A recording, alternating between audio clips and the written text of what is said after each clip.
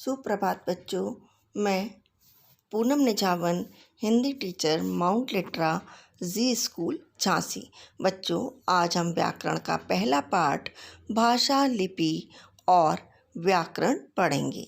भाषा वह माध्यम है जिसके द्वारा मन के भावों और विचारों को प्रकट किया जाता है तथा दूसरों के भावों और विचारों को जाना जाता है। भाषा के रूप: मौखिक भाषा और लिखित भाषा। लिखित भाषा के जिस रूप से मन के भावों तथा विचारों का आदान प्रदान लिखकर तथा पढ़कर किया जाता है उसे लिखित भाषा कहते हैं। जैसे बच्चे परीक्षा दे रहे हैं, राधा कहानी लिख रही है, मोहन पत्र लिख रहा है। भाषा के अनेक रूप हैं: मातृभाषा, राष्ट्रभाषा, राजभाषा और बोली। मातृभाषा वह भाषा जिसे बालक अपने परिवार में अपनाता व सीखता है, वह मातृभाषा कहलाती है।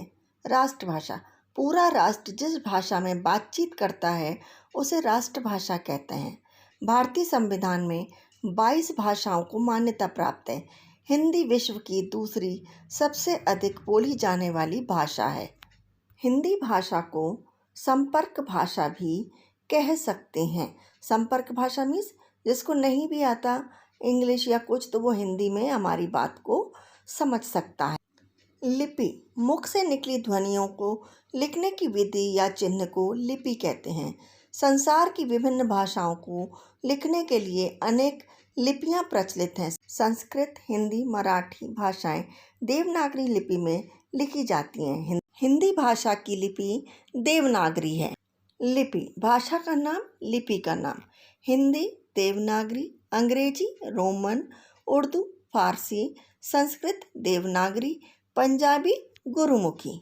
यहाँ पर भारतीय तथा विदेशी भाषाओं की एक सूची है जिसमें राज्य और भाषाएं लिखी हैं: कश्मीर कश्मीरी, पंजाब पंजाबी, गुजरात गुजराती, बंगाल बांग्ला, आंध्र प्रदेश तेलुगु, उड़ीसा उड़िया, महाराष्ट्र मराठी, जापान जापानी, रूस रूसी, चीन चीनी, इंग्लैंड अंग्रेजी, फ्रांस फ्रांसीसी, जर्मन स्पेनिश, अरबी फारसी संसार की कुछ अन्य भाषाएं हैं।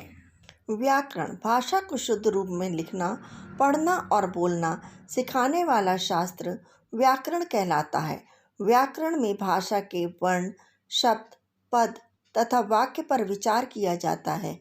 इस आधार पर इसके 4 अंग होते हैं: वर्ण विचार, शब्द विचार, पद विचार और वाक्य विचार, जिनके बारे में हम अभी पढ़ेंगे। वर्ण विचार भाषा की सबसे छोटी ध्वनि वर्ण कहलाती है। शब्द विचार वर्णों के सार्थक मेल को शब्द कहते हैं। पद विचार वाक्य में प्रयुक्त होने पर शब्द को ही पद कहते हैं। जैसे नेहा दूध पीती है, गाय घास खाती है। चौथा वाक्य विचार एक ऐसा शब्द समूह जिसके अर्थ या भाव पूरा समझ आ जाए उसे वाक्य कहते हैं। जैसे ओजस्व किताब पढ़ता है। बच्चों, आपको वर्ण विचार, शब्द विचार, पद विचार और वाक्य विचार अच्छे से समझ में आ गया होगा। Thank you.